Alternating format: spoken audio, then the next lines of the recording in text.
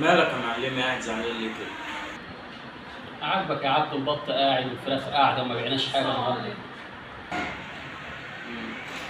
طب اقول لك على حاجه، روح انت البيت ريح لك شويه وانا هظبط لك الدنيا. بقى معقوله يا عبدو الساعتين اللي هروح اريح فيهم هتبيع البط ده كله وهتبيع الفراخ دي كلها؟ لا ما يا عبدو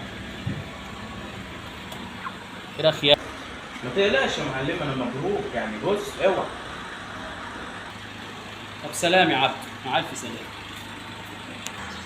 سلام يا معلم، سلام. ده قابلني لو لقيت فرخ هنا انا عارف.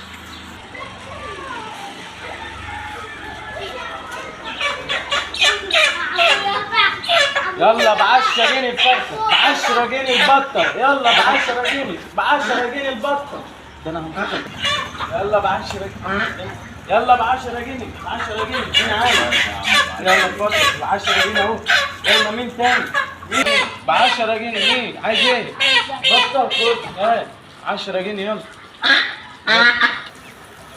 بسم الله ما شاء الله. الله، ده الولا عبده باعي البضاعه بحالها، ده لا فيه فرخه ولا فيه بطه. الله ينور عليك يا عبده.